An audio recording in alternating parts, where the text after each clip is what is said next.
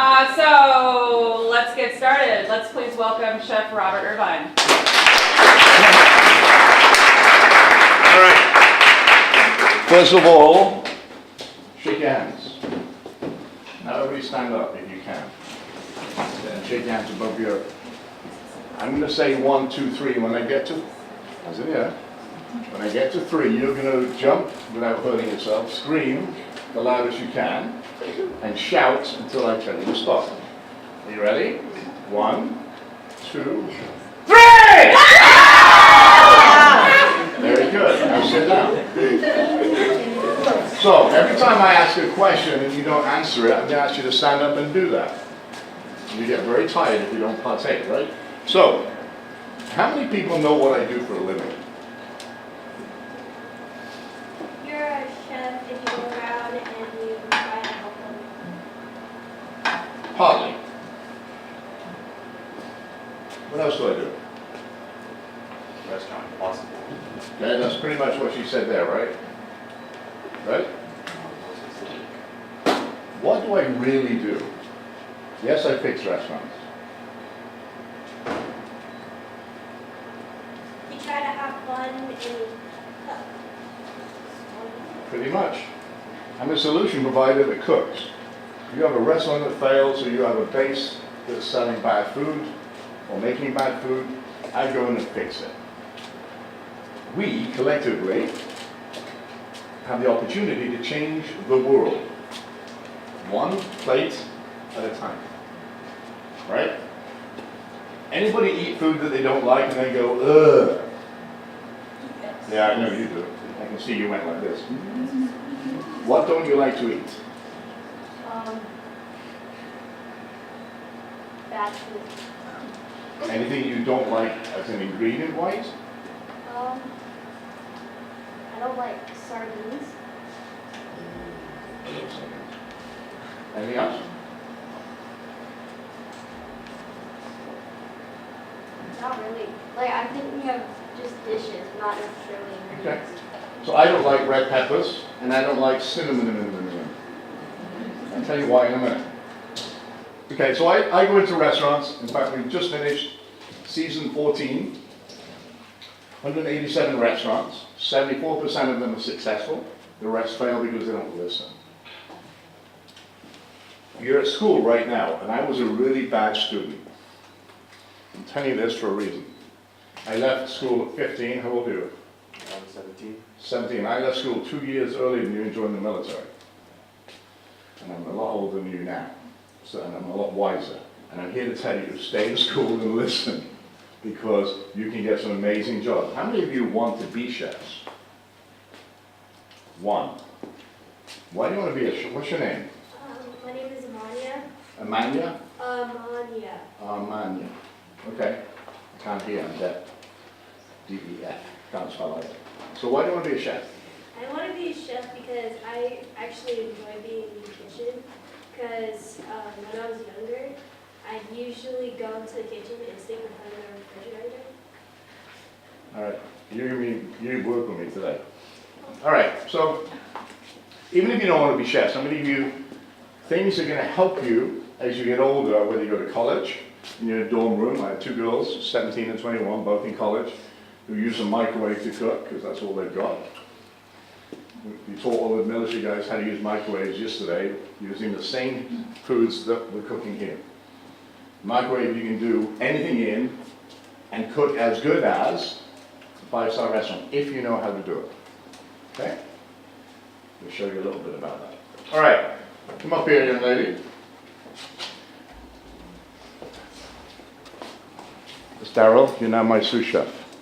It's the only chance you'll ever get in your world to work with somebody other than Gordon Ramsay. Everybody knows what Ramsay is, right? He's such a nasty man.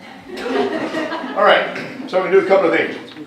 But I want to educate you in the 3 most important things before we even cook anything. Do you know what they are? 3 things we cook with in every dish. I'm going to do that.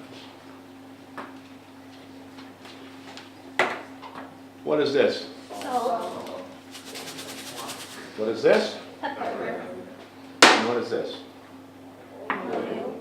They're the three most important things you'll ever cook with, right? Except pans and heat and knives. This. Anybody know what this is? You can read it. Iodized salt. What does that mean? What does iodine do? Iodine do?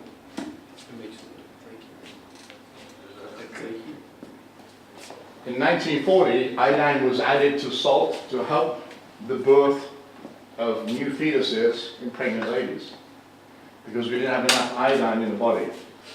And since then it stayed. What else is in iodized salt? Silicon. So guess what will outlast a nuclear war? Iodized salt and cockroaches. Cockroaches get really dry, you give them in salt, you eat them, you'll live forever. Great source of protein. Where does salt come from? No carpet here. Can't do it.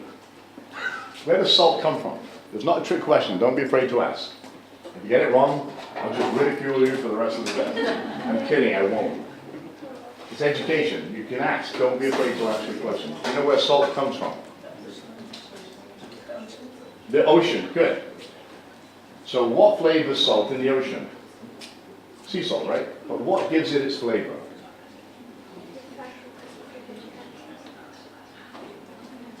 Fish, dead fish, oil, cardboard, algae, anything in the ocean, like a big pot of water, right? The ocean. Whatever's in it's going to flavor it. So if I say to you, I've got the Indian Ocean and I've got the Atlantic Ocean, I have salt from each. Are they going to be the same? Why? There's different things in each ocean. Different things in each ocean. So if you get sea salt from Mauritius, from the Indian Ocean, the Atlantic Ocean, etc., they're all going to be different.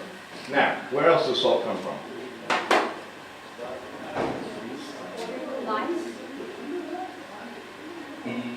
Yes, quasi. What makes a mine?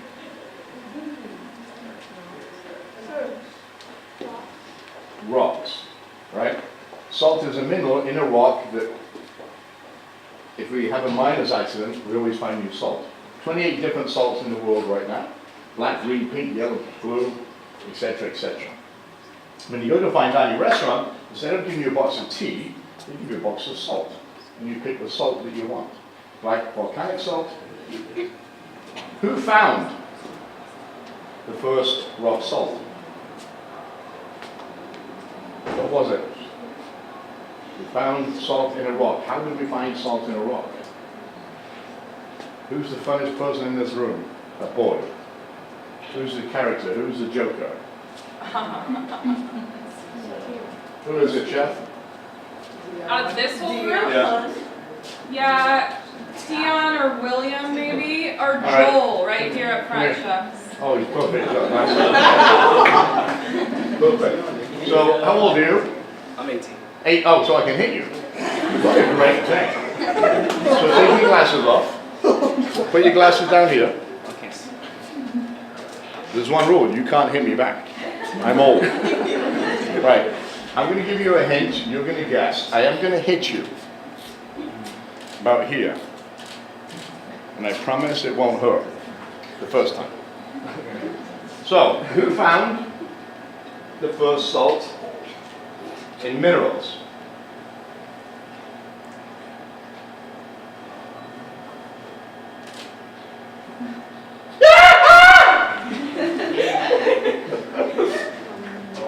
I wouldn't really hit you. Never mind, you can put yours on. Who found the salt in minerals first? What was it? Apes. Apes, keep still. Now, this is going to make you very famous. Apes would go to a rock,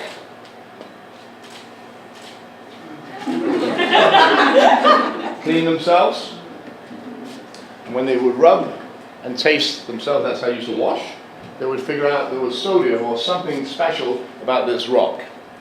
They go back to it every week to do the same thing, cleanse themselves. That's who found salt. Now, you're the class joker, right? Guess so. Give me your best ape impression. Now apes, no, that's a monkey. Apes are very loud, they're aggressive, and they make a lot of noise. Ah! Yeah, but they move too. While they speak. Ah!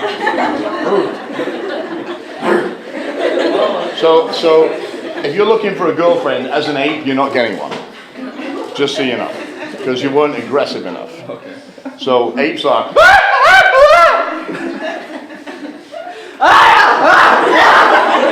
All right, good. Sit down.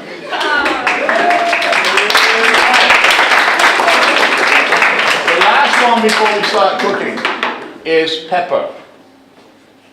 Right? So we talked about salt, the importance of salt, the importance of a reason to write salt. You've done it. Can you give me a plate, please? How many people use these? One. Get out of my cooking class. You are not allowed to use this ever. And if I see one in your houses, I will break in and I will wake you up and I'll say, throw it in the garbage. Why? You don't know. Well, or maybe you do know. Because that's all prepackaged. You can do the same thing and you can just buy grounds and refill it every time it's empty. Almost. This is cold, right?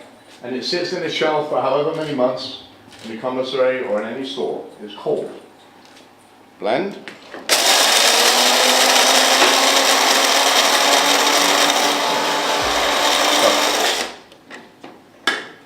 I broke this yesterday. That's why I don't touch it anymore. You have any other one? This one? Yeah, just like. Just give me another plate then.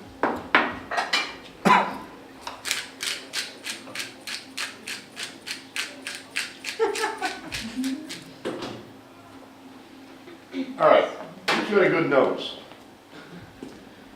Don't snort it, because you will be like, just sniff.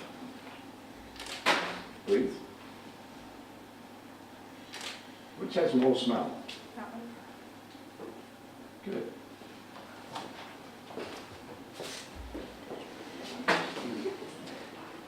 Breathe. Which one? Yeah. We're on the same page. Oh, yeah.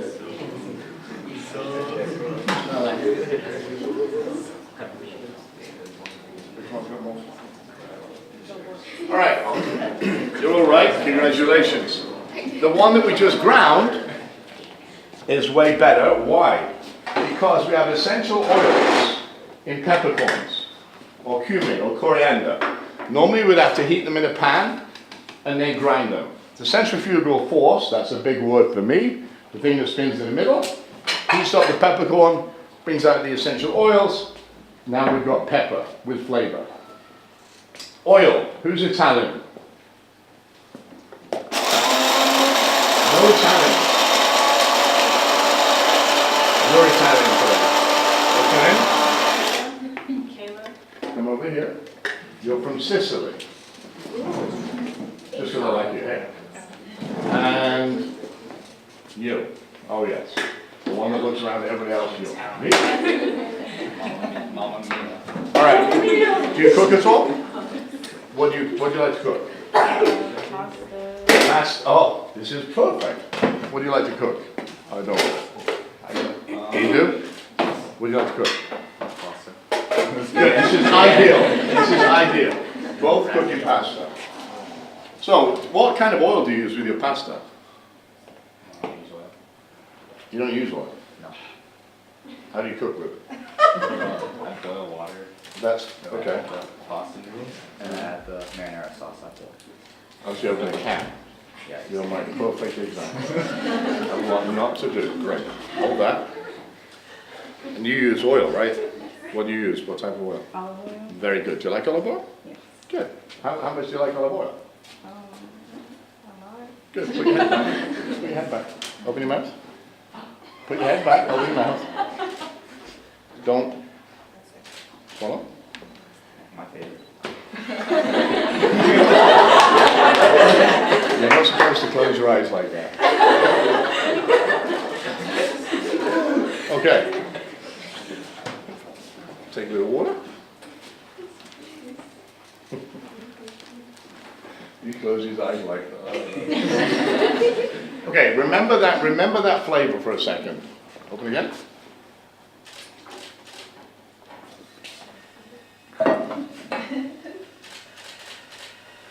Notice I only give you a little bit. Taste that, take some water, and then ask you a couple of questions. What did you taste in the first oil? It was really strong. It was really strong. Strong. Yes. Did it have any peppery notes? Was it bitter? It was kind of bitter for me. Okay. It was bitter and it tasted like brown pepper. Okay. The first one you tried was olive oil. Right? You cook with olive oil, you don't. We're going to get to that in a minute. Olive oil reaches 325 degrees. Then it becomes canola oil. No good for you. Might as well, oil your bike with it. That's all it's good for. It's peppery. It's got a bitter aftertaste. And then no matter, if you go to the PX, you go to any store in the UK, US, wherever, in a bottle or a litre, you'll find one thimble. You know what a thimble looks like? About this big, of real olive oil, one thimble of chlorophyll, not chloroform, which is color, chlorophyll, and the rest is normally cottonseed or some cheap, inexpensive oil to build it up. Why do we store it in dark containers? UV rays.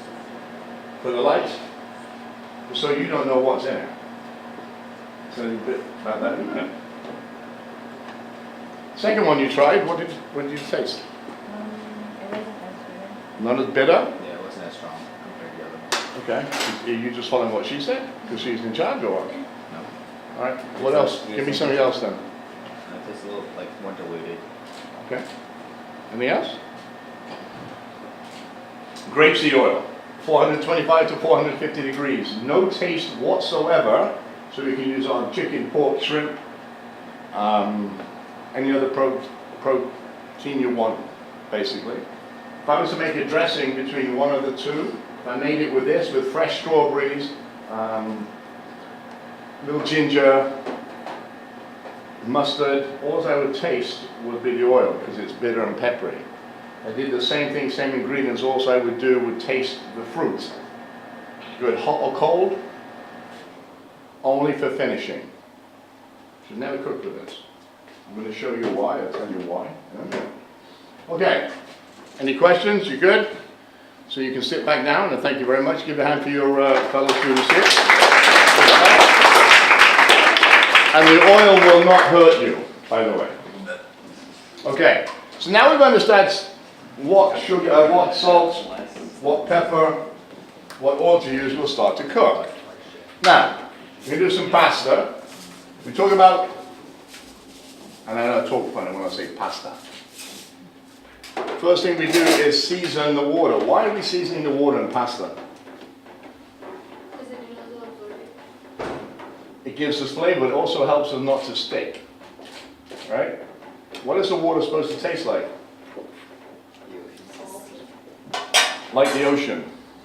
If you've ever swallowed a mouthful of ocean, that's what it should taste like. Put it all in there. Just tip it in. Don't be afraid. It's dead. There you go. All right. So, how many people peeled garlic before? Wake up! All right. A couple of ways to peel garlic. The first one, you get a bulb like this. You break it into little things like this. You can. With a Hannibal Lecter knife. All you do, put it flat and the skin comes off. It's really easy, right? Or we can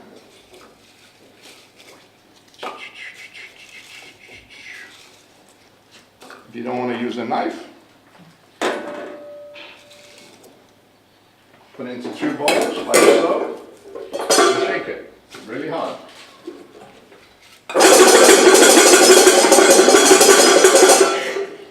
Keep going, let it how strong you are. Open it. Well, look what happens. It's peeled, isn't it? I think it's just because you're strong. All right.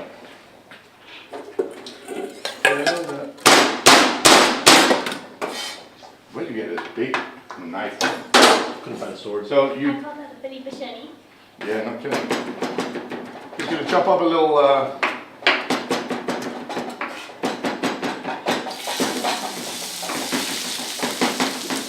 garlic. In this case, notice what we've done first. We've got onions, celery, and carrots, Careful. and mirepoix. You're ready to leave school already. All right, I didn't put the garlic in because the garlic would burn fast. Once the vegetable was in there, I would put the garlic in. Pans of handles get hot.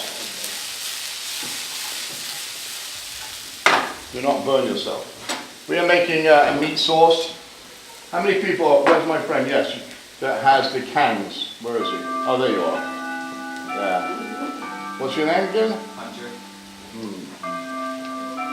You're going to make the tomato sauce in a couple of minutes, not even. What I'm going to do is take the tomato in the bowl and I want you to grate them both on that side. Okay?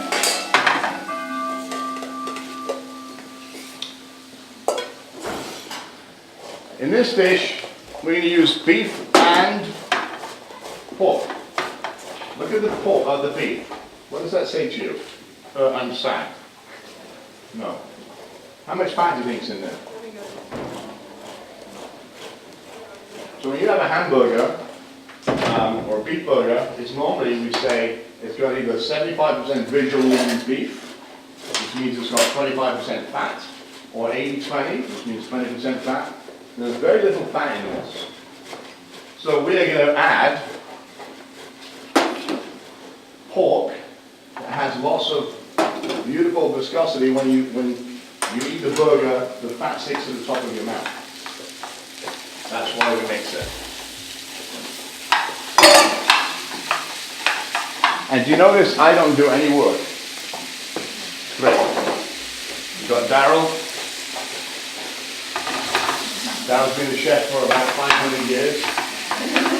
Worked with Four Seasons for 20 years. That's fine, you don't need to use the sink. Don't you get the juice out? And all we're doing is amalgamating or mixing the flavors there. Just keep it flat. There you go. Just don't grind your fingers. I don't want to eat fingers.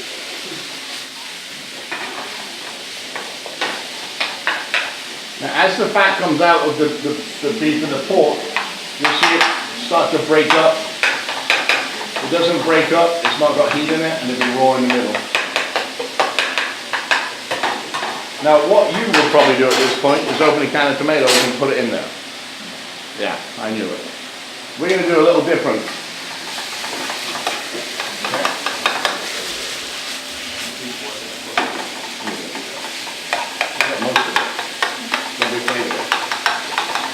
Faster you move, faster it comes out.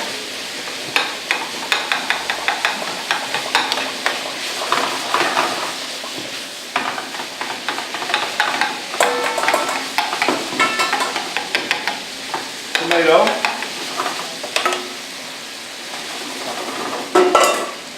Skins, you can make some, you cut them up, dice them up, put them in if you want. I'm not going to just because I don't want to. Tomato paste. What's tomato paste? Tomato paste is something that basically we make ketchup from. Right? Tomato paste is ketchup with vinegar and sugar. That's what you eat. But in this case, it's condensed tomato. So all the flavor is in the tomato paste itself. And you can make anything from it. Any type of gravies, any type of sauces that are colored. In this case, why is she stood there doing nothing? What's all that about? You think that's ready? So what happens if I take your hand and put it into that water right now? It's going to hurt you, right? But what happens when I sit you down and you're going, "Ah!" What's happening to your hand? It's continuing to cook. Remember, if I put my hand in here, it burns, number one. It will then cook for another 10 minutes at the same temperature this is. It will then blister, and you'll start to look at it and you'll go, oh my goodness. It's called carryover cooking. That's whether I go into the oven, on the range, or in a pot. If you take it out, let me show you.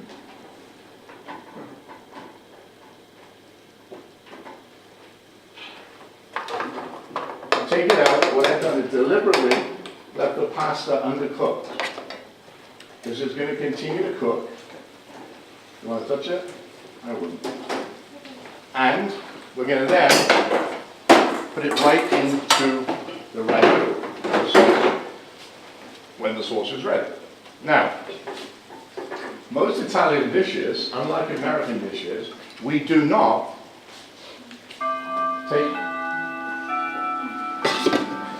take pasta, put it onto a plate, and then put the sauce over it. That is not Italian. We put the pasta into the sauce, don't do it too much. Yeah. Into the sauce, and we allow it to continue to cook, and all the flavors in here to meld with the pasta. Right? Let it breathe down. It will reduce down. Can I show? I can't show you without. See, there's a lot of liquid in there right now, right? You can see that, I can't move all that there. But we need that to reduce a little so that all the flavors start to condense. You saw him put a little salt in there, but just before we serve it to you, and somebody gets to try it, we'll taste the sauce again, finish it with butter. You know what butter is? It's French, butter. Butter. Butter looks like this, right? When you buy it. And what happens once I heat butter? I don't know, Jim! What happens when you wake up? It melts. It melts, yes! The only person that's awake this morning. It melts. When it melts, what happens, what comes to the top of it? Almost. You're on the right track. It's not fat because butter is fat. But what makes up the butter? I'll give you a hint. Salt. And butter is made of what? You churn butter, so what is it made of? Milk. So the milk proteins come to the surface with the salt. Now, it will never look like this ever again, because now it's liquid form. In Indian food, or Nepalese, you know, Nepal, you know what that is? It's called ghee, G-H-E-E. In Indian food, the same thing. It's clarified butter. Now, if I put clarified butter into this, what would happen? Because it's just fat now, right? It's not solidified. But if I want to give this a nice richness, I'm going to turn the heat off, because if I put butter into there, it's going to melt, right, become liquid. If I turn the heat off and stir, watch what happens to this sauce. It starts to thicken up. And if I just dropped it in the heat, it would just be a big layer of butter on the top. Liquefied butter. Come on, girl, you're not sitting there like doing nothing. Put 2 in there, and then you can stir it. Don't touch the handle, that's hot. But you can stir it in, that's it. What that does, it changes the viscosity. That's a big word, right? Viscosity. I can't spell it. I mean, we don't know anything about that. But what it does, it thickens the sauce and gives us a richness. Because if I was using this in its traditional form with red wine, there will be a bitter tannin of the wine. This would remove that bitter taste and make it more yummy. Right.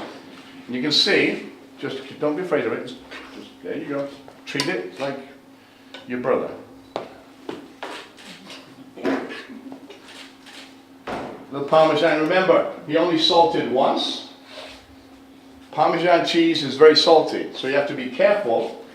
You're going to taste it and tell us what it needs in it. Does it need pepper? Does it need salt? Does it need whatever? You have a spoon there? No? Yeah, right. You want that right there. It's hot.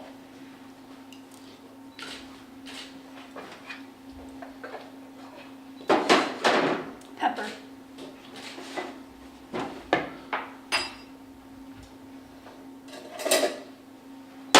Dude, I like a professional. That's scary. You know what she did? She picked up 3 fingers and went round there. When we season, we normally season, not in the pan like she just did because it was excellent. We season individual things up here. Why? Because gravity disperses it evenly. Salt and pepper. I want to try. Another spoon there.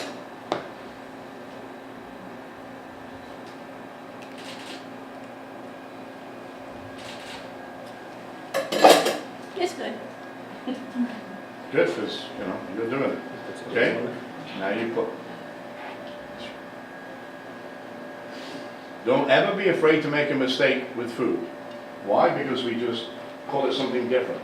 The most famous person to do that was a young man named Paul Prudhomme.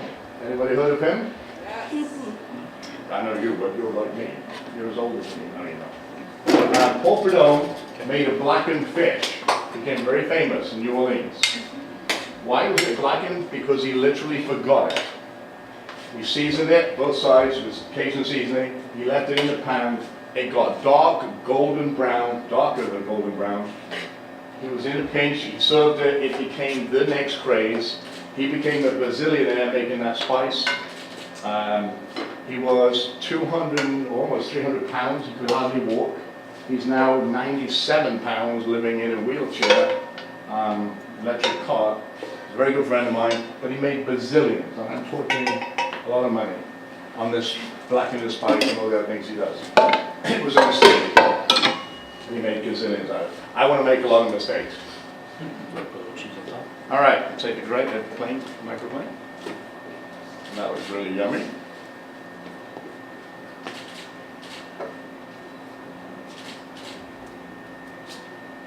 See how difficult that was? You're going to put that, you guys are going to taste afterwards, right?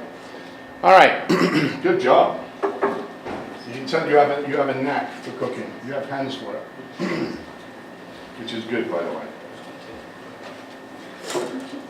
All right. What are we doing now? Oh, the chicken. Yeah, let's do chicken. How many people like chicken? Who doesn't like chicken? Good, come up here. Well, you know, you should never say you don't like chicken. You never say anything in front of a guy that cooks, because he's going to make it. What's your name? Alana. Alana? Alana. Alana. All right, chicken. What don't you like about chicken? Because it goes cluck cluck. No, I prefer other meats over it. I'd rather eat pork or beef for sure. Okay. Is it a texture thing or is it a taste thing? It's a Or is it taste because you thing. know it had 2 feet and run around? It's a taste thing. I just Okay. prefer things over it. So, we're going to take chicken breast. Never mind.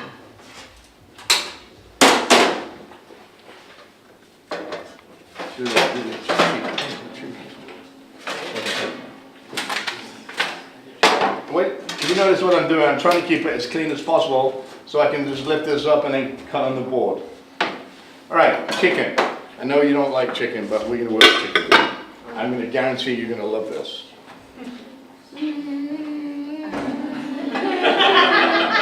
See, you already love chicken. All right, chicken breast. So, salt and pepper, well, let's cut it down first. Whenever we're looking to stuff chicken, do not cut down the side of it, unless you're going to open it out, flatten it, and roll it back up and tie it. The best way is to take a knife, hand on top, and just literally go all the way through the chicken. Do 2. Do you want to do one or do you want me to do both? You can do both. I knew you were going to say that.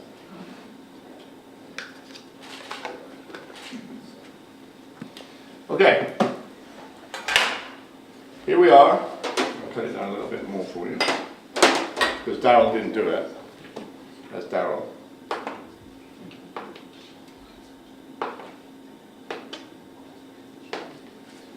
I want you to stuff the chicken breast.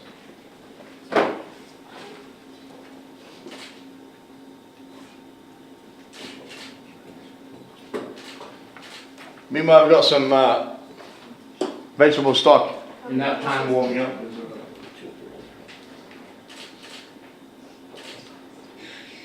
I like the description.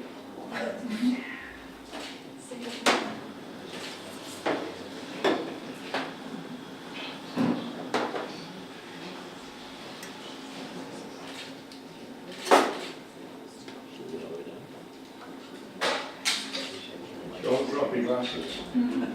All right, chicken's getting stuffed. Vegetable stock's warming up. And we're going to make grits. What do you know about grits? Or polenta? Or flour? I love it. Stand up. Everybody stand up. Wave your hands. Go, woo! Sit back down. I told you, every time you stand there, you go, oh. If you don't know, you can ask. All right.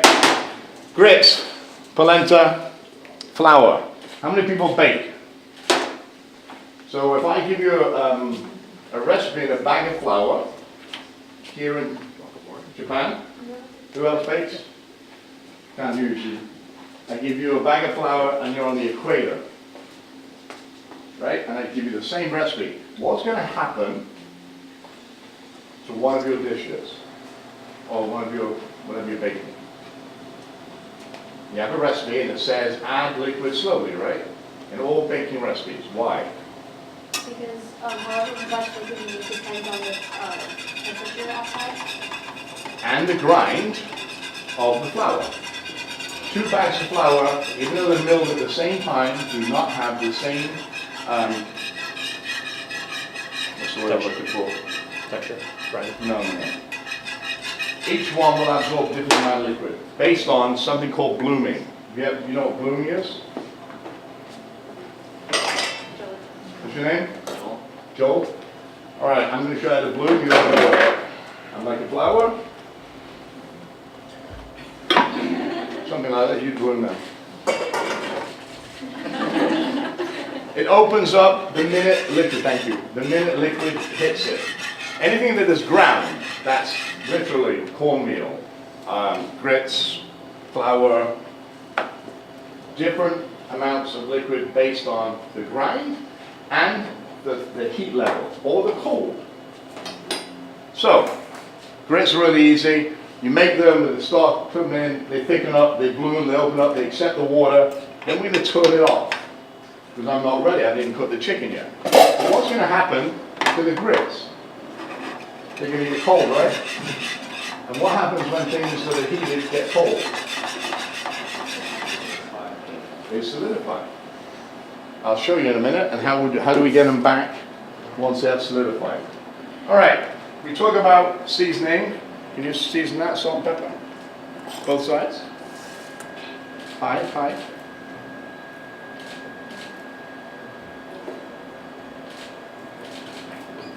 Don't be afraid of seasoning. It won't hurt you. It's dead.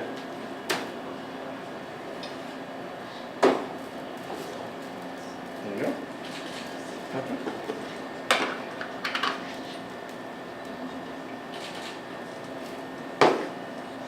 What's happening in my pan here? Notice which oil I used. Is it smoking? Okay. If it's smoking and you're at home, oh, you like that end pepper, huh? Which end do you think she likes? If it happens to you, it's okay, you can just move it, right? Okay, but look at the pan right now. If you're at home, all of a sudden you're going to cook. We go into the pan.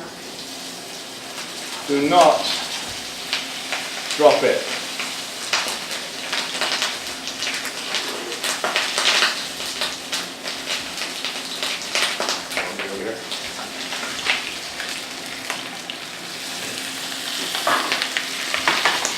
Now, see how hot that got? If the oil gets hot and you put nothing into it and it flares up, you get a flame. Don't suddenly drop it and run. All right?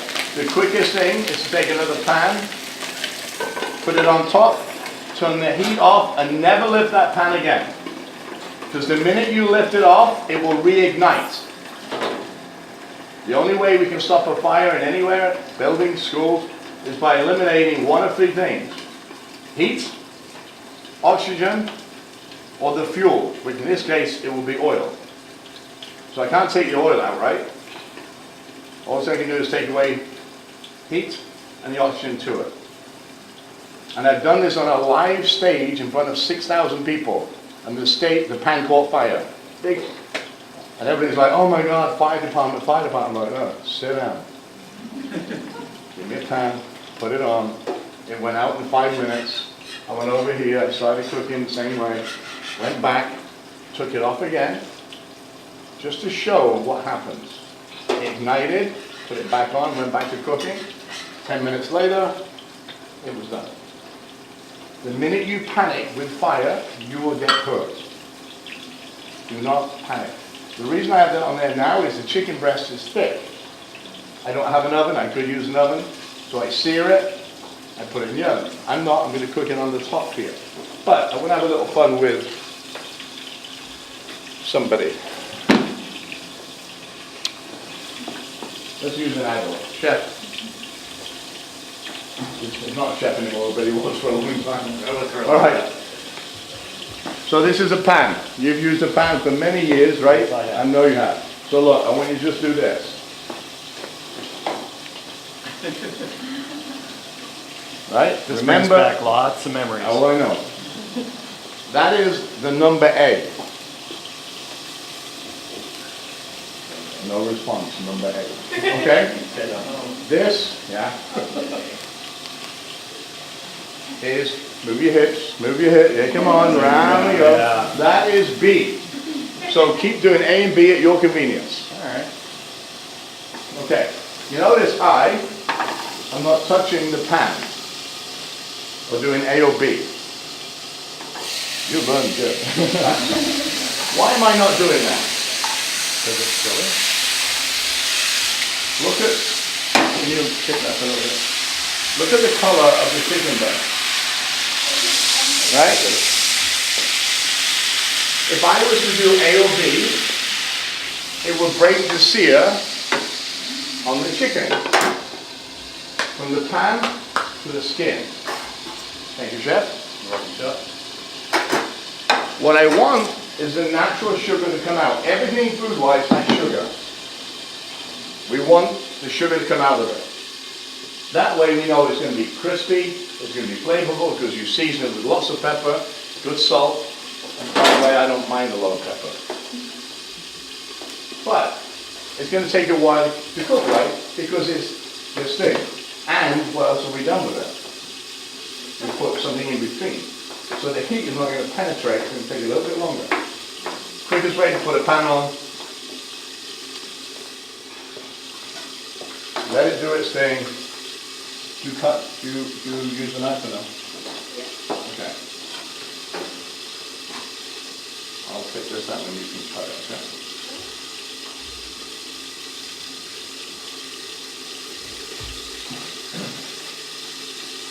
So you can fit that into small bites.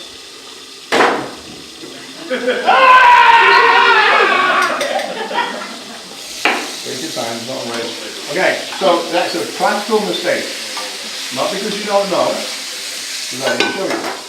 Whenever you have something with a hard skin, you normally put it down flat, which you did the right thing, but it's much easier to go through the flesh side, because skin will be hard, right? So always turn it over and do that.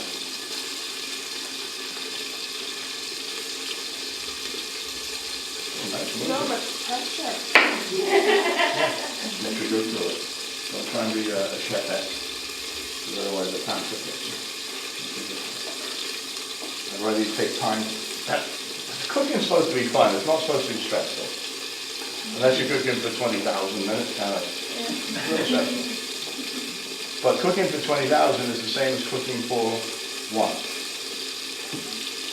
Except we do that every year. We do a big event in Dallas where we feed 20,000 people. Oh.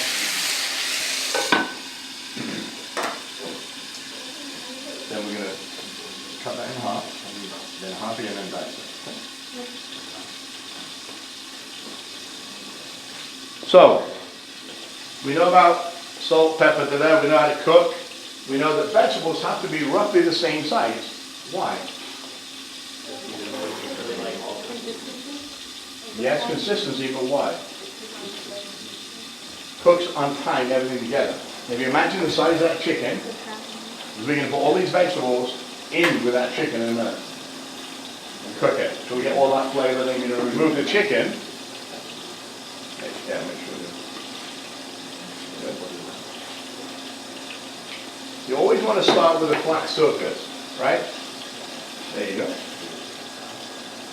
Then it's not going to roll on you.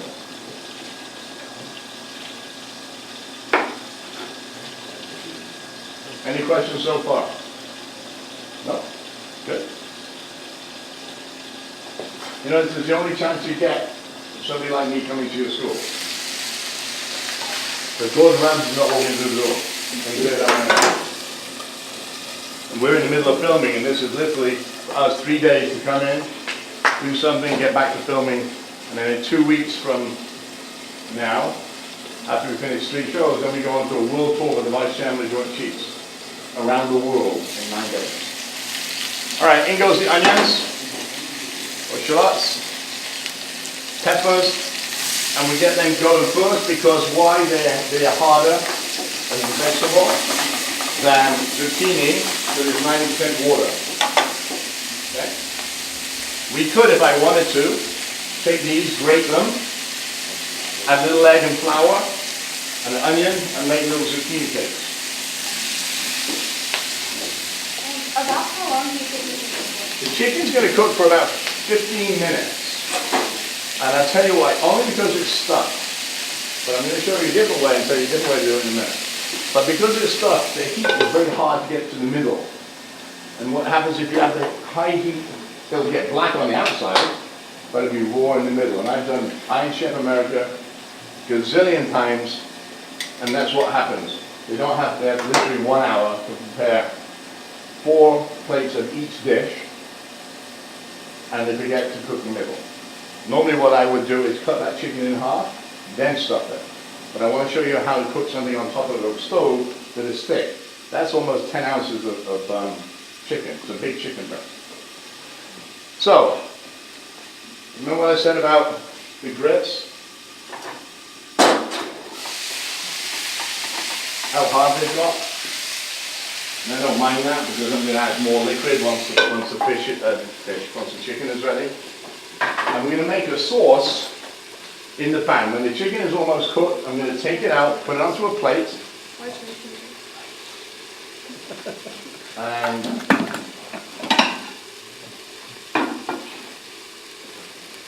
I'm looking for a victim. No, that's not supposed to be black. You with the white, yeah, you with the t-shirt. No, yeah.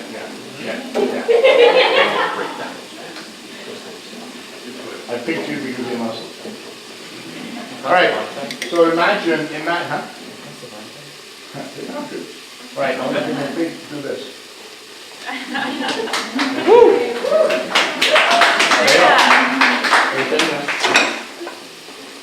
Keep the other one up.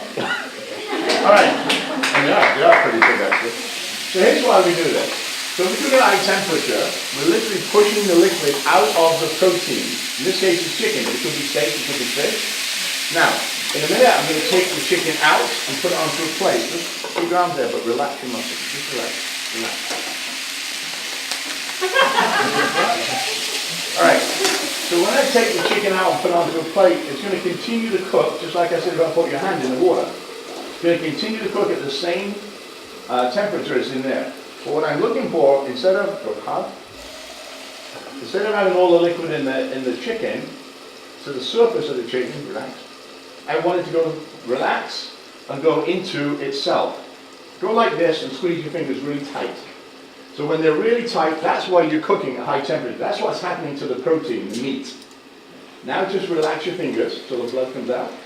That's what happens when you rest something. So when you cut into it, no blood goes over it. All liquid. So have a big hand for muscles here.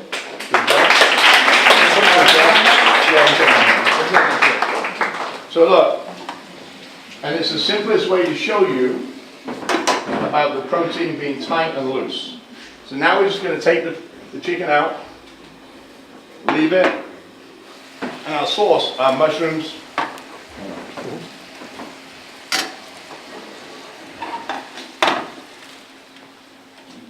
Mushrooms, zucchini, that's our sauce now. Remember we put the chicken in it?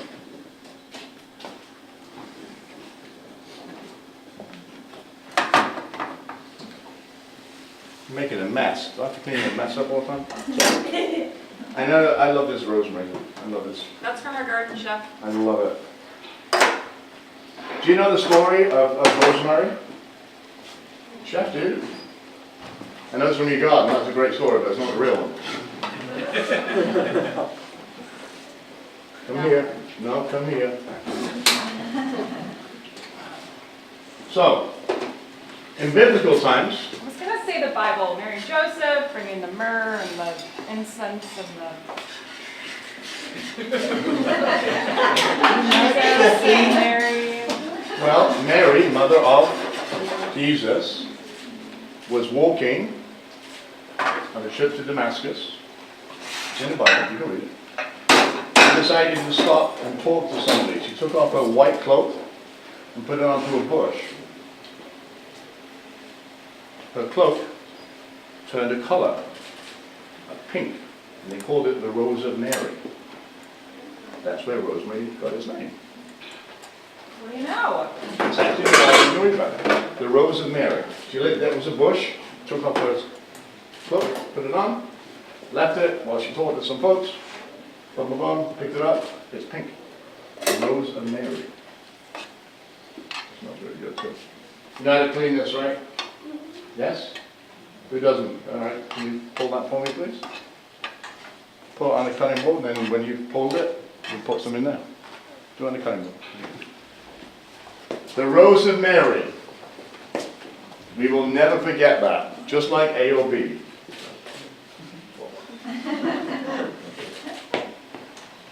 Now smell your hands.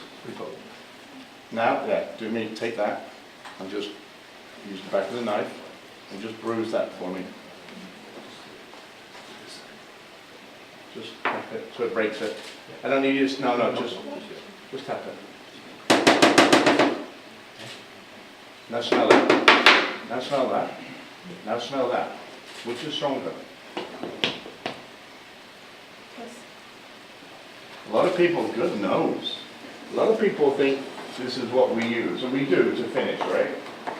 But smell this, the actual twig. It's 3 times as strong as rosemary. So when we're making things you want intense flavor, we just bruise with the back of the knife and throw it in. That gives us that flavor. Garlic, another way of garlic, we can either slither garlic, in other words on a bias, we can chop it, or we can use it as a whole clove that we can take out. It just gives us a little incense, a little flavor. Or we can roast it. Roasted garlic into a mash. It's very interesting.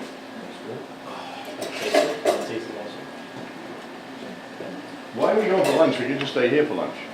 This is the best food in the place.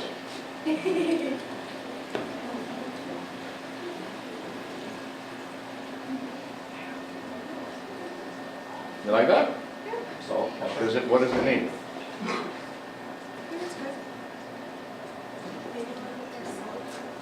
Isn't it amazing? 2 people, same dish, one uses a lot more salt than the other. How old are you, if you don't mind me asking? 15? 17. 17. All right. So as you get older, you will lose taste buds. The younger you are, the more taste buds you have. So your initial reaction when you were young children is to go, when your mother gives you something, to go, oh, I don't like that, Mom! 40 years on, you'll be eating the same dishes that you ate when you were a child and you absolutely love them. 3 times as many taste buds kids have than older folks like me. I never used to eat olives, now I can't eat enough of them. The reason I told you about, you can play that one again. The reason I talked to you about salt and pepper, and there's another one, sugar. Have you ever not had salt, pepper, or sugar in any meal? Probably not. You should try it for 1 week. I just did it for 4 weeks for a photo shoot. Everything I tasted for 4 weeks after that just tasted disgusting. It was far too salty, far too sweet, far too peppery. But we are trained, our palates are trained to eat salt and sugar. You do one and you put the chicken, but Yeah.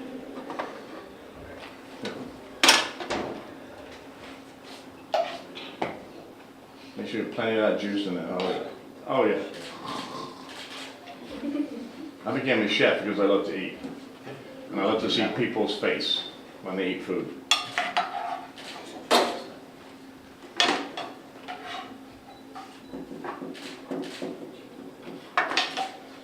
Is there anything difficult there that you couldn't do? Some more vegetables as well. Right? I don't think so either.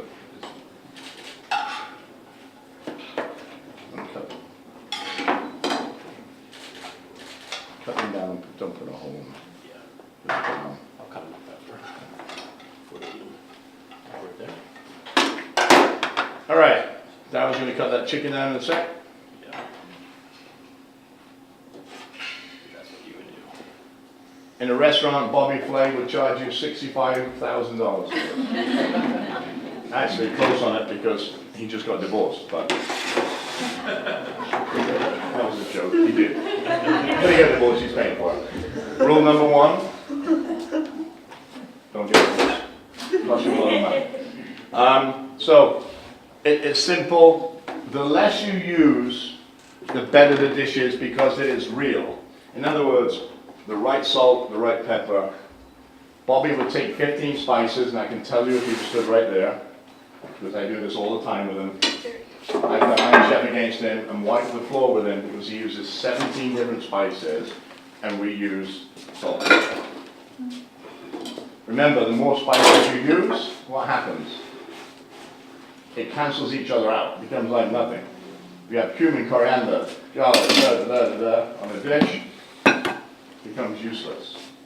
You do not taste what you're trying to taste. In this case, the sauce, the chicken, the vegetables, etc., etc., etc.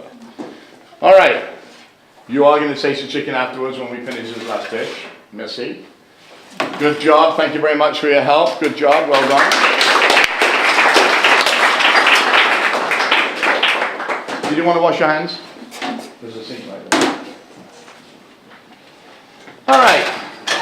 Last dish is really simple that I love because you can do it. A lot of the military folks have 2 burners like we have here, or 3 in a dormitory, or a microwave. So my daughters are 21 and 17, both at university. My 16-year-old, or 17 now, has been at university for 2 years studying law. She's way smarter than me.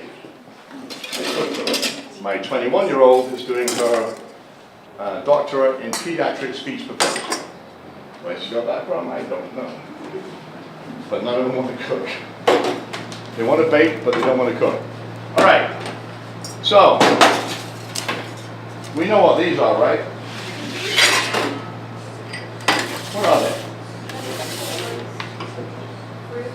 Fruit.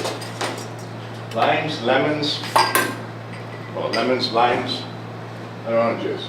Otherwise known as citrus or acid, right? What other types of acid are there? Acid meaning you clean your teeth, what would happen with these? Keep away scurvy, but what would happen to your teeth? The enamel would come off. So what else is an acid we have in our kitchens? up! 10 points to you. She goes to the top of the class. Vinegars. So, if we use any one of these and vinegars in our food, what do you think it starts to do to our metabolism? Stand up. Shake your hands. Woo! Woo! You didn't go ooh woo. Yeah, you're looking at him. Woo! Woo! Sit down. It's just great training tool, chef. It's great to get them up there and they never forget anything or they answer. I do it with generals, it's really great. Yeah, good. All right. It starts to work your metabolism, the acid or the citrus, same kind of thing. When it starts to eat and you cook with it, it starts to break down the food in your stomach the minute you swallow. Therefore, you're not always feeling like you just ate a 28-ounce steak with 16 potatoes and a cheesecake to follow. Eat your cheesecake for another 20 ounces of steak. All right. All we've done is slice down, in this case, oranges, because Darryl doesn't like to do any work. I'll do it for him.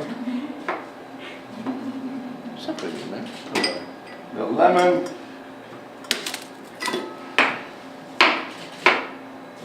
The lime.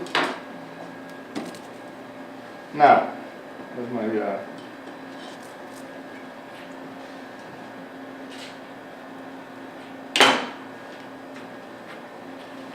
sorry. What is under the skin of any fruit? Any one of them? It's white, right? What is it?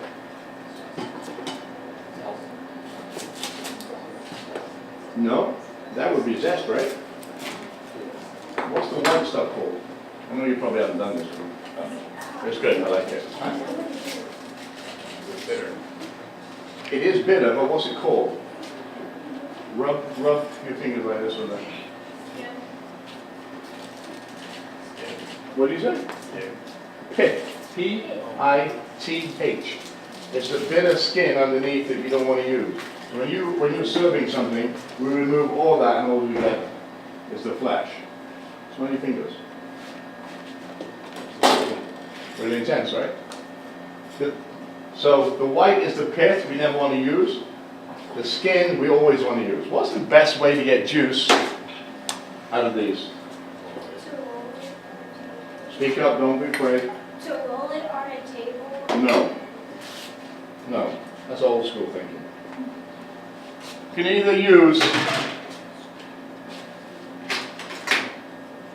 our tongs in the squeeze, or squeeze this way, or we can use a fork in the middle of the squeeze, or we can be really smart like Robert Irvine is, and microwave it. You microwave it for about 40 seconds. Just like remember the peppercorn and the heat, the essential oils come out with heat. So when I squeeze lemon juice, yes there's flavor there, but there's not as much flavor as if I microwave it and heat the essential oil. Oil when it's cold. Do you have a microwave here? No, chef. No? Try it at home. That's fine, it's fine. I just want to show you, the microwave is the best way to go because the oil, the pores, like we have pores, open up and the oils come out of the skin. Just like the peppercorns you see with the heat. So always microwave this stuff if you're going to cook with it. Now, this is where your parents will go nuts. But I don't care. Why? Because I don't have to go home to them. All right. Coca-Cola. How many years has Coca-Cola been associated with the military? 77 years they have been associated with the military. To the point of the end of World War I, just before that, they started giving cans of bottles of Coke to soldiers. And they still do to this day, obviously, around the world. So they're a great partner. Coca-Cola is a great partner to the military. They give a lot away to the military. No, I don't make any money on them. I wish I did, but there you go. So I'm going to use Coca-Cola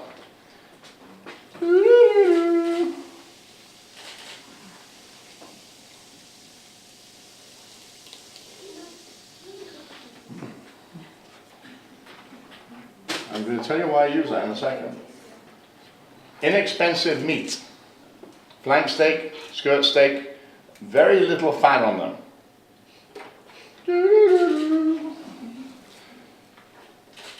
Oh yeah, baby.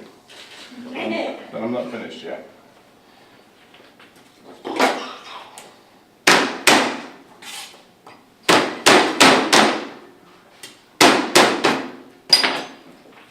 Leaving the skin on, because the skin dissipates. In other words, if I was cooking it in a sauce, it will disappear. Okay? Yeah, you do. You put salt in there? Not yet. Little salt, little pepper. Cover in the refrigerator for 12 to 24 hours. Pretty straightforward. How many people, I'll do this. How many people have sliced and diced onions before? All of them. All of them? All right, who's the smartest? I can't keep picking you, I'd love to, but I'm not going to pick you every time. Who have I not picked on? Who, yes, you. No, you. Right behind hair 100 here.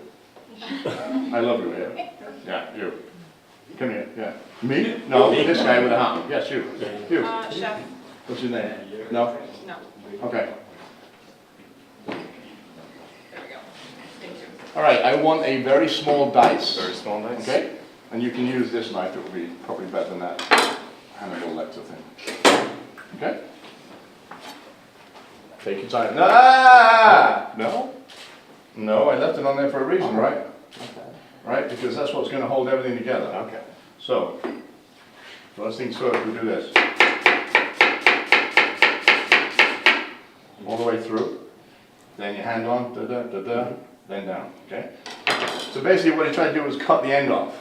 You always want to hold the end on, because this is what's going to keep it together when you've gone through it this way and this way, okay? Now I've gone up to there, so just keep going down that way. Hand on, 3 ways. Darren, if he cuts himself, you're in trouble. Watch.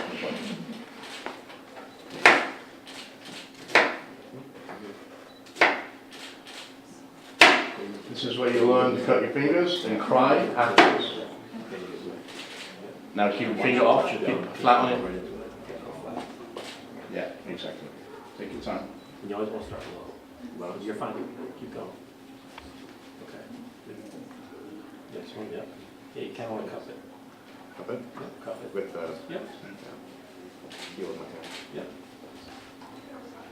That's it. Now just go down on it. Done?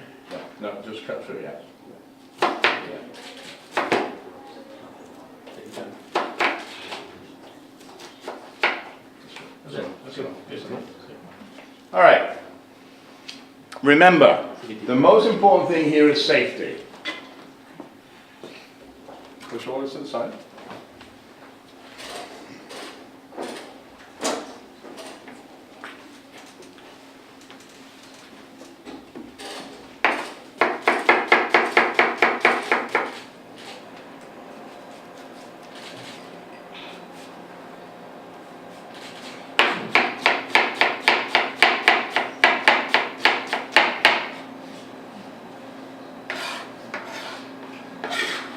You can use them on your plate. All right, I'm gonna make a dressing. Bowl. Start with sugar, salt, cumin, coriander, paprika, dry mustard, wet mustard,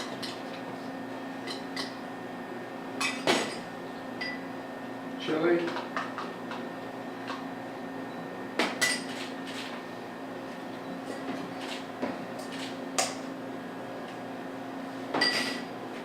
I don't like that bowl.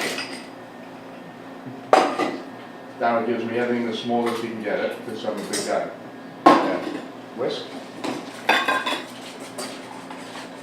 Whisk, like you mean it. And if you don't like something. Keep going.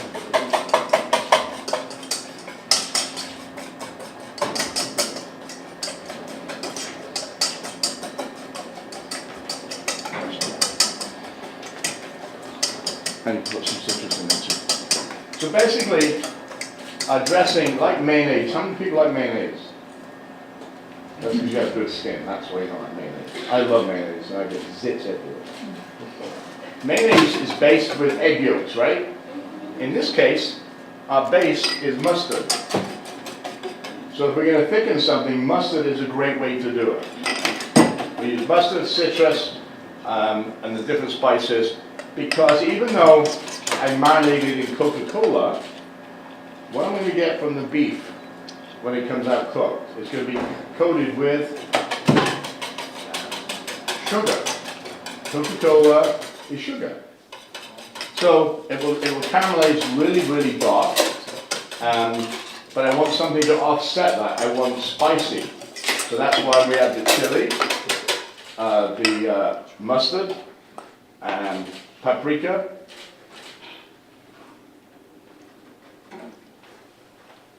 We're waiting for you to tell us. Because you want a sweet and spicy offspring, right? We're going to make it, it's a salad, so it's a flank steak salad, or skirt steak salad, whatever you want. Or you can do the same with chicken, or shrimp. It doesn't matter what protein you use. It's kind of cool when we do this because you get a very contrasting flavor. Right. In. Get it nice and hot. Here's the most important thing. We normally do this for 24 hours, right? 12 to 24 hours. I want to make sure that I don't have a wet steak, right? Much more of the same with the dressing, dry ingredients.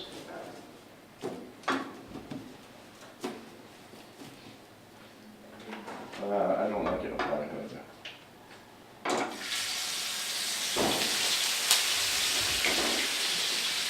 If I burn myself, it's okay, but if I burn you, it's not cool.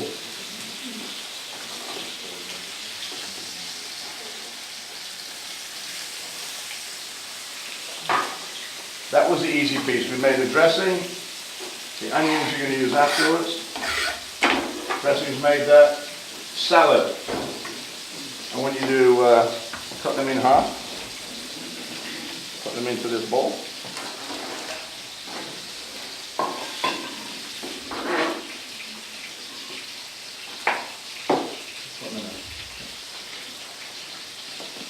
Now notice I showed you A and B before, right, with the chef. A, B. I'm not touching the pan. You saw the color of the chicken coming out, right? How many people, mums and dads, that you've seen at home that go on barbecue grills that use a spatula? I don't have one here. Yep. Okay. Fish pasta. That push down on the hamburgers and the beef on their grills. You see that? Next time you see that, say, Dad or Mom, what are you doing? Respectfully, because you might get a crack around the head. What are you doing? If you push things down, you remove all the liquid that's good in the dish. I want to make sure that we have golden brown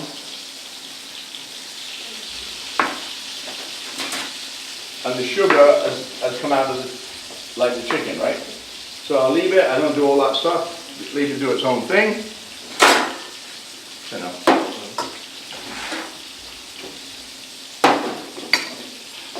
Here's what.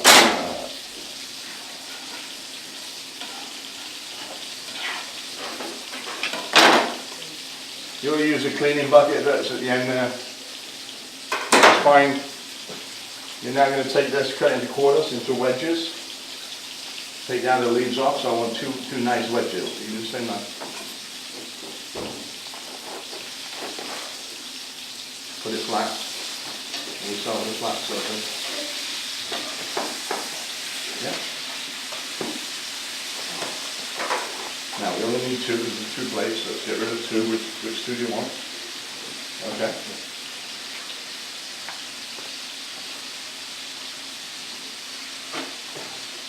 Now here's the problem. When you get a lettuce, this is good, when you get a piece of lettuce like this, what do you tend to see when you cut into it? You can see that it's bad right here. The other leaves are no good. But what tends to hide in these? Insects. So, if you're at home, you look through them, you also take these wedges and put them into ice to cold water with a little salt and leave them there for about 20 minutes. Submerged in ice water. A little salt. Why? Because the insects, if they're alive or dead, they'll die or they're dead. They will float to the surface of the bowl of water. In the military, we have, when we cook for lots of people, we have this product which is a pill called potassium permanganate. It's a pink pill, we drop it in just like salt, and it brings all the not nice things to the surface. We get rid of them and we rewash the lettuce. Okay?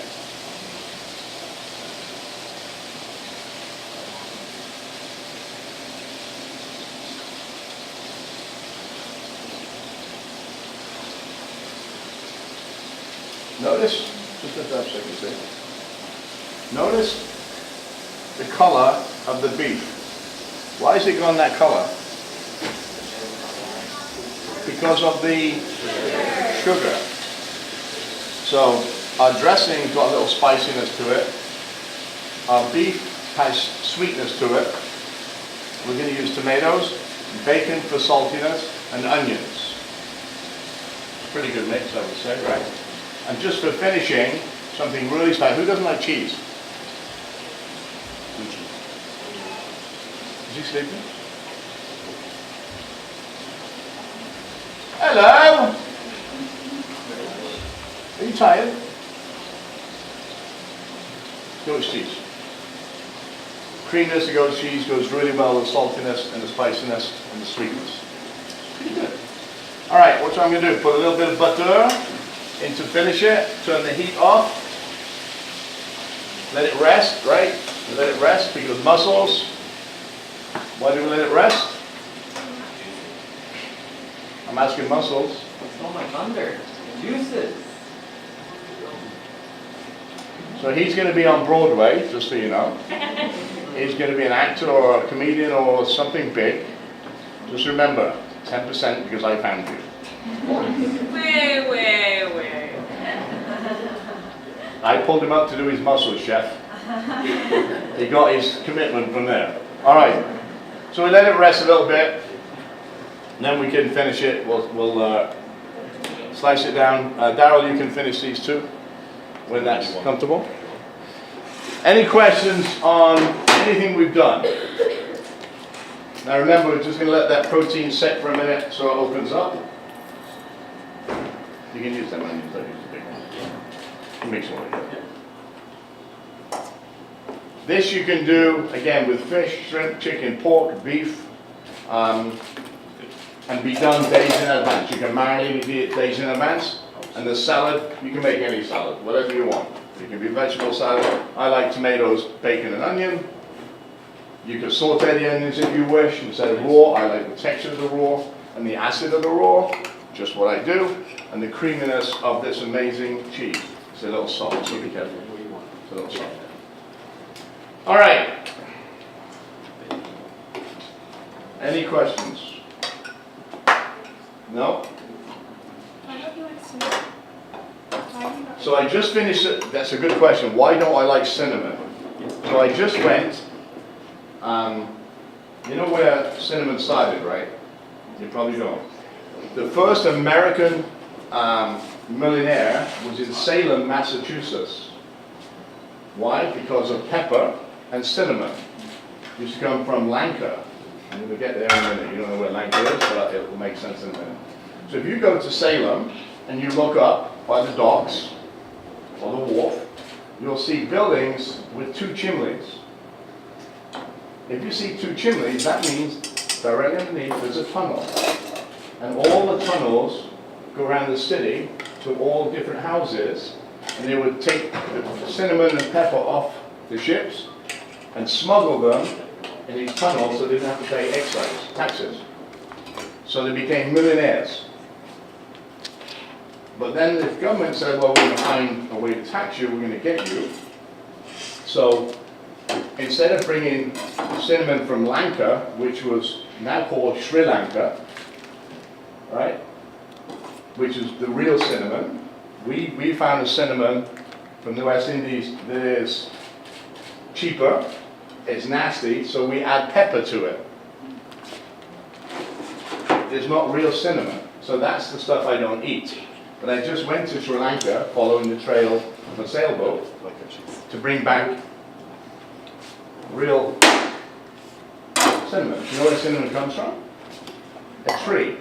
There is literally one island in Sri Lanka with a family of 3 that literally takes the tree, takes the bark off, and then the cinnamon lets it dry for 5 days, and then they sell it. Cinnamon oil is good for healing. Mexico produces, think about this, 579,000 tons a year, 1,000 tons a year of salt just in the United States of America. Anybody know where Senegal is?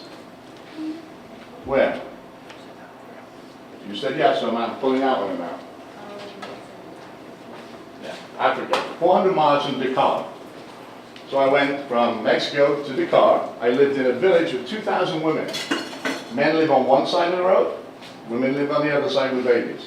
So I lived in this village for 3 days with 2,000 women, and these women, I've never seen anybody work harder. They produce 1,000 pounds of salt a year. 579,000 over here, 1,000 over here. Do we know where we get the salt? Obviously from oceans, we know that. Salt flats. In Mexico, there are 19 double-sized football pitches that they put berms around the soil. They fill it with salt water. The sun dries it. We're left with a deposit. They then come and clean it up, put it into piles, let it drain, and then purify it, put it in the bags and sell it. In Senegal, they do the same thing, but only small berms. And the women come out when the sun has dried it with pieces of plastic barrel, like tops of cans like this, and they literally scrape it into small piles. The men that are lazy come, put the small piles onto carts, they take it away, and the women, once they finish the salt, go over there and bag the salt. 50 pounds of salt in Senegal is $2.50 something cents. How do you live on $2.50? They live very, very poorly. The salt is phenomenal, and I wish there's some way I could bring that salt here and give them money. It was very tough to do that. So that's why I don't like cinnamon. It's called, what's the, there's a name for it, I'm trying to think of the name for it. What's the other name for cinnamon? Daryl, the cheap version of cinnamon. Cassia.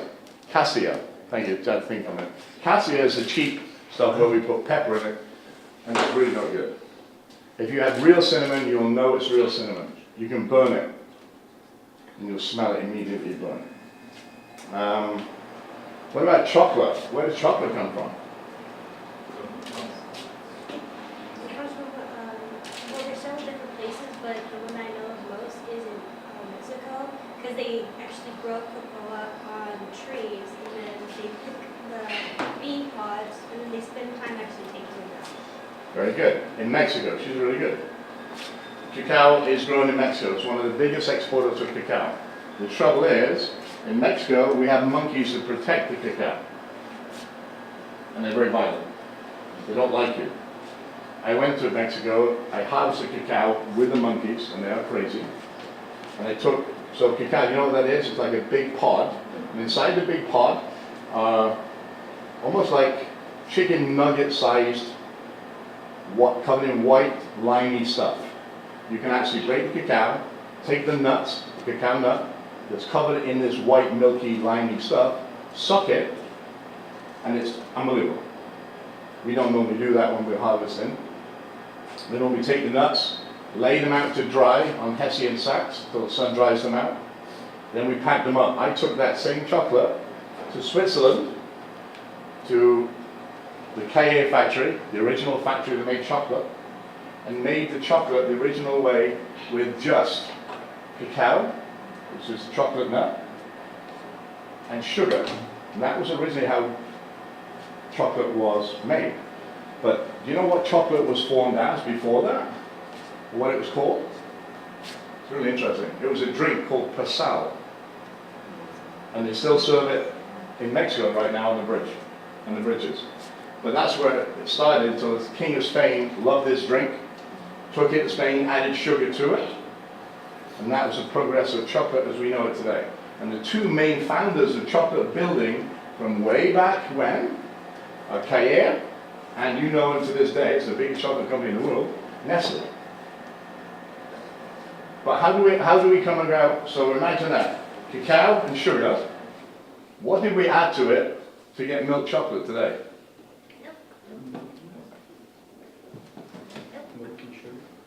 We already added sugar, so you're on the right track. We went from Spain to Switzerland. Why did we go to Switzerland with this Pasal drink? Because they had the best milk in the world. But we couldn't put milk with chocolate because it's like oil and water. So Nestle was the first person to design a powdered milk for pregnant mothers. And that's how we have milk chocolate. We use powdered milk chocolate from Nestle that was not supposed to be in chocolate, it was supposed to be for mothers that couldn't give milk to babies. And that's why we have modern day milk chocolate. It's really interesting. It forms, so you would muddle the chocolate, the sugar, with powdered milk, so it become a paste, then you push it into forms and leave it to cool. Chocolate came out. And it's done the same way as it was way back when to this day. I just did on a show for Travel Channel where we followed truffles and salt, chocolate, oil. It's kind of an interesting thing. Food is a great way. It's like the international language. We can all argue about whatever you want to argue about. But if you put food in front of somebody, all of a sudden all the argument and that animosity goes away. And I have this idea that if we put every head of state around a big table and we give each one a plate and you pass it to the right after one bite, and we understood the people, the culture, and the food of that country, we wouldn't have half as many problems as we do in this world. Because food is the international language. Yes, we need food to live, but think about it. We also need food, military, your mums and dads, right? They need food to sustain life during their missions. And the food is very, very different than what it was 20 years ago. So if your dad was a Marine 30 years ago, he would eat whatever they give them just because that's what Marines did. Oh, give me food. Right? Now, we're feeding Marines strategically, or we're starting to, because they're athletes. We're asking them to do more now than we've ever done before. So we want to train them, feed them, give them the best equipment. We're not there yet, but we're getting there, to do their jobs. Athletes have to eat certain diets to be the best they can be, right? They get up at 2 o'clock in the morning to eat food. They go back to bed at 2:30. They get up at 5, and so on and so on. So food is really important, what we put into our bodies. I'm telling you because as you get older, your dietary needs change. Your skin, your hair, your fitness, your weight, the way which you feel, your mood swings. Food is all related to that. It is. We are what we put into our body. Remember that as you get older. You're young now, so it doesn't matter. You can eat as many Big Macs as you want. But when you get to 20-something, if you get that far, and you don't want zips all over your face, and you don't want, bad hair falling out, you are what you put into your body. Any questions? Did you learn anything? Yes. What did you learn? That monkeys found salt. 8. The idea of having fun is so you retain at least something. When you're at school, I want you to do me a favor. And right now, school, you always think, oh, I'm going to school, I'm going to school, I'm going to school. It will be the best place when you're 22 years old that you ever went in your life, because you'll want to go back there. Listen to your teachers, your instructors, because they know what they're talking about. They're giving you a life lesson ahead of, you know, in these small groups. You're blessed because you're in small groups. You go into the States, you've been there, bigger school groups, not as much attention. So listen and learn. I also want to say thank you to all of you, because you are stationed out here, your parents are doing their job, and oh, by the way, you just happen to be their kids and you have to come here. So thank you for putting up with the moves and the amount of moves you've done and what you're going to do. Because I know it's not easy. I've been you. But I joined the military after a while, so, you know. In fact, 70% of our military are 70% of military families, which is kind of interesting. I work not only on television, but I work on helping the military feed our men and women better. I spend 150 days a year on the road around the world, Afghanistan, Iraq, Poland, Spain, Djibouti, Diego Garcia, you name it, where we have folks, we go to. So if I've not met some of your parents yet, I'm sure I will. And if I've met them once, I'm going to meet them at 20 other times. In the next 2 weeks, we'll be on a big world tour. I told you that earlier. We have a restaurant inside the Pentagon, somewhere we're in DC. And we work a lot with Tragedy Assistance Program for Survivors, Civilians Foundation, USO, and all the money that we make on any product in the commissaries and exchanges, and we have a lot of them, goes to our foundation. We build homes for severely handicapped warriors, and we buy dogs. We just bought 10 new dogs. And December we give away $1 million to charities. So it's pretty cool. But again, that's all because you're in here. Our job is to make sure we support the men and women that wear the cloth of our nation and the mission, and you guys. So, don't let me find you playing hooky. What were you saying here, hooky? Not coming to school? Yeah. Getting lazy? What do you call it here? Skipping. Skip school. Skips? Oh, that's boring. Hooky is much better. If I did that. They get caught here though, they can't get away with it because everyone sees them. Too small. Yeah, that's good. All right, well, as I say, thanks very much. We're out of here. Chef, All right, Thank what you do so we, much for allowing us to I have come. one, can I ask one question? Advice that you would give to this group. Some, I know Takumi wants to be a chef, is going out to culinary school. Everybody else in here is enthusiastic about food, truly loves eating, loves tasting new things, and just the creative part of this class. So advice that you would give to all young cooks, regardless of where they end up in the future, as far as like maybe something you wish you knew when you were their age about food and travel and tasting. how old are you? So I was in a cooking school, cooking class, just like this, at 11 years old. I joined the cooking class because there was 30 girls and me. I thought they were going to go. That is a true statement. It's in my book. I made my first quiche Lorraine, and I was blown away that pastry, eggs, cheese, onion and bacon could feed somebody. I started saying we have the ability to change people's lives. If you go to a culinary school, I'm just focusing on culinary school right now, and then I'm going to get to the rest of you in a second. Two things you have to learn. Keep your mouth shut. Ask all the questions, don't ask, but don't be the fool, because I've seen them all. I was one of them. I thought it was funnier to play with girls, mess around with girls than cook. I got my lessons pretty quick. Listen, learn, take what you need from, like today, and then store it. Because you're going to get a lot of teachers in your life. When you go to a kitchen, everything you learn in an environment is here. It's not here. I'll tell you for why. I can boil an egg, right?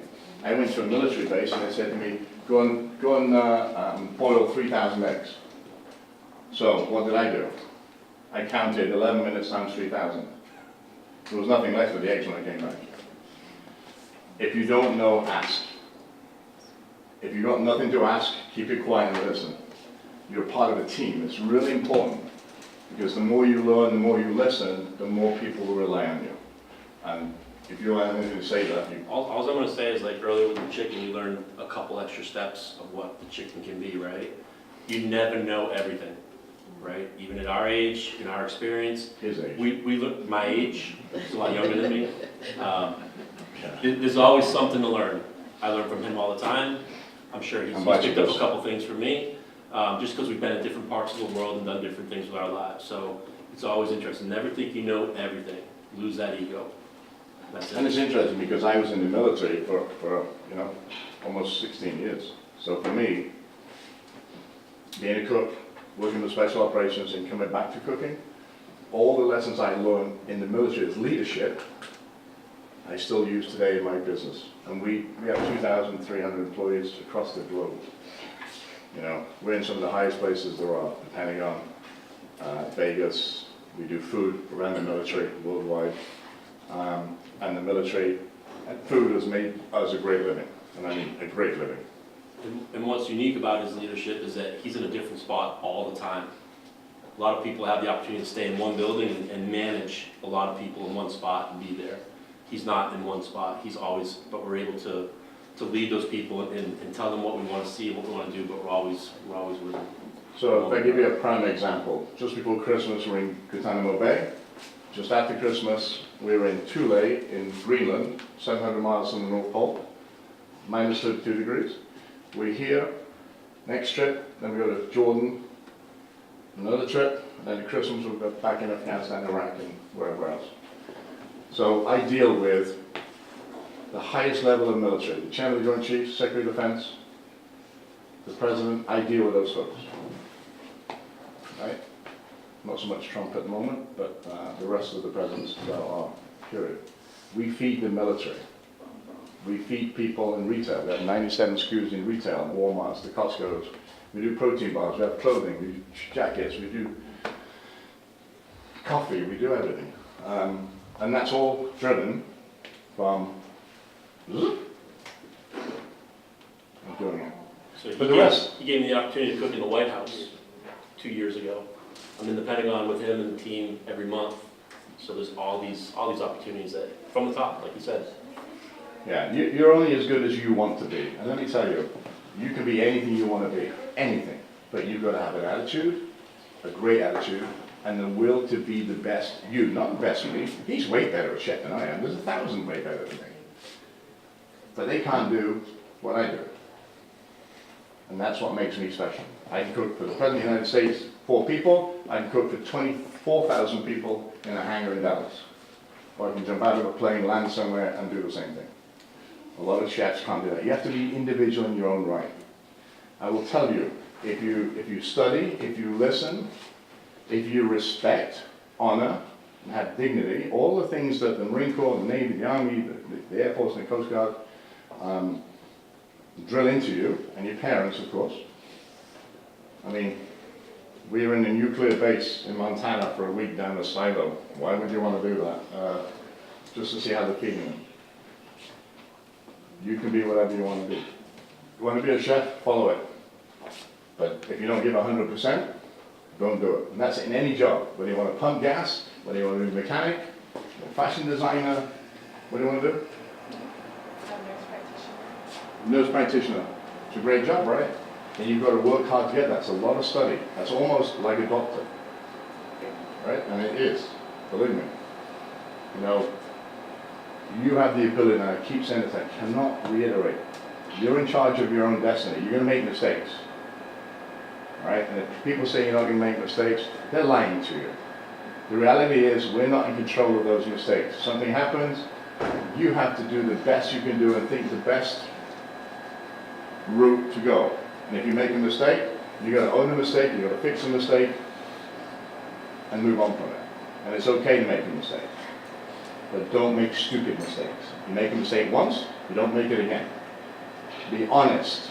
If you make a mistake, the first thing you do, don't hide it. Go straight to your parents and tell them. Because they can probably not fix it, but they can stop it going further than it goes. And if you don't believe me, I have 2 girls who I'm very close with, and they tell me everything. I can hit something off the pass if I know about it. If it hits me on the side of the head with a baseball bat, I can't help you. And I say to my daughter, you don't tell me, you're on your own. Because that's the way you learn. You have to learn by your mistakes. We all make them. Don't make big mistakes, please. And if you do something wrong, these people here, the teachers, do not be afraid. Please do not be afraid to tell somebody. Okay? It's very hard when I say that because a lot of people keep it to themselves and they think it's going to go away and it's not going away. It comes back. That's about it, I think. All right, well, on that note, thank you so much for So you're coming. going to hit me for a minute. I'm like, oh my gosh, you're going to hit me.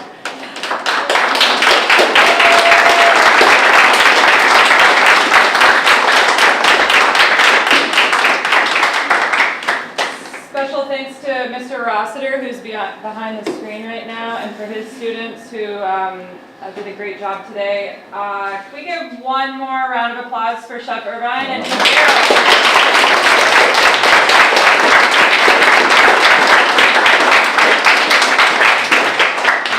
We have about 10 minutes before the bell rings for lunch, so the first and most important thing is that we want to get a group